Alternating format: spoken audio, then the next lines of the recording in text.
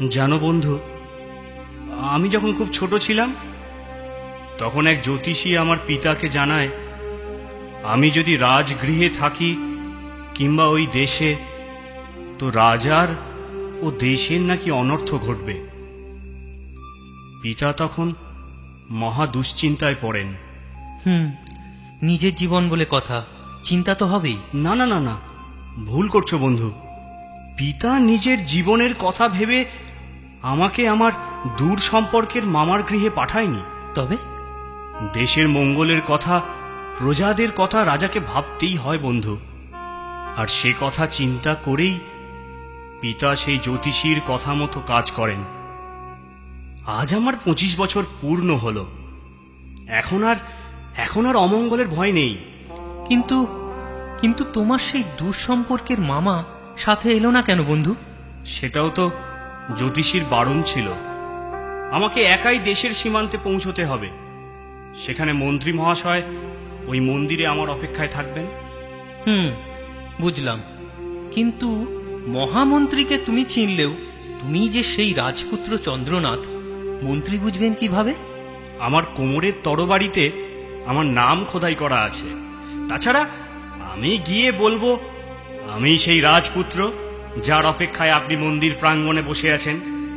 মন্ত্রী নিশ্চিন্ত হলে বলবেন যে ভগবান তোমার মঙ্গল করুন। বাহ, এ তো ভালো ব্যবস্থা। এতদিন পর আমায় দেখে চিনতে পারার এছাড়া আর উপায় কি বন্ধু?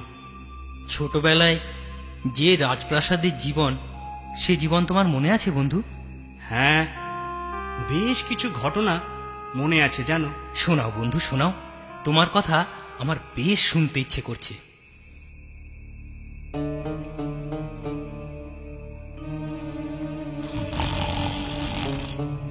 বাহ, বেশ নাক ডাকিয়ে ঘুমোচ্ছে। এই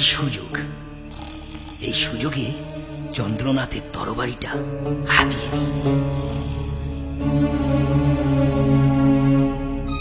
ধন্যবাদ বন্ধু, ধন্যবাদ।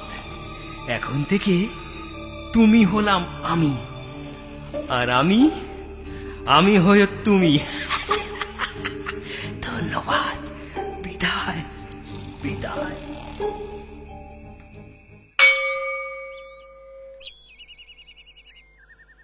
ওই মনে হয় রাজপুত্র চন্দ্রনাথ আসছেন। ওটাই সেই মন্দির মনে হচ্ছে। হ্যাঁ, মন্ত্রী, সেপাই সবাই আমার অপেক্ষায় রয়েছে। যাই এগিয়ে যাই। প্রণাম মহামন্ত্রী। আপনি যার অপেক্ষায় আছেন, আমি সেই রাজপুত্র চন্দ্রনাথ। আপনার তরবারি দেখাতে পারেন? এই যে দেখুন, আমার নাম খোদাই করা তরবারি।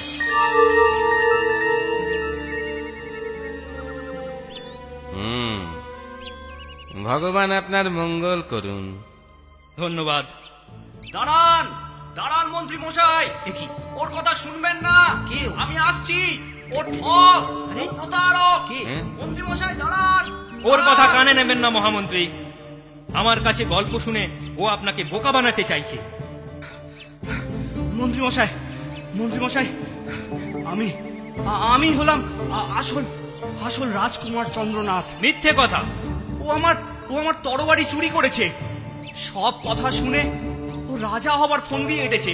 বাবা, ছল চাতুরি বানানো গল্প বেশ ভালোই জানো দেখছি।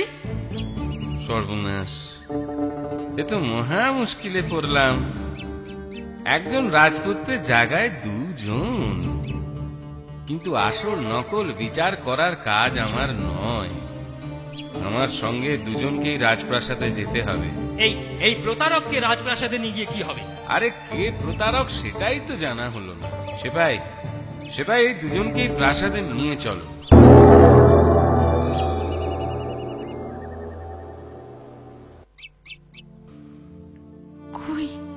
কই দেখি।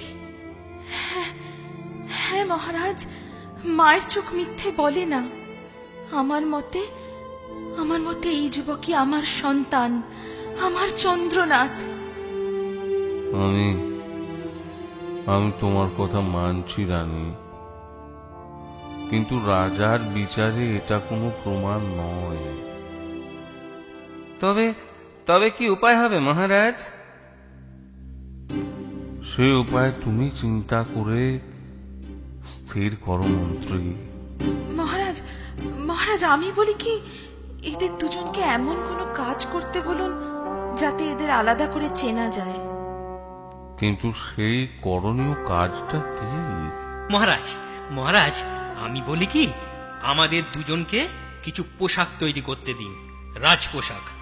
রাজপোশাক তৈরি করলে কি প্রমাণ হবে যে পারবে সে রাজকুমার? এটা কোনো বিচার হলো? যে পারবে না সেই রাজকুমার। আমি তো পোশাক তৈরি করতে পারবো না।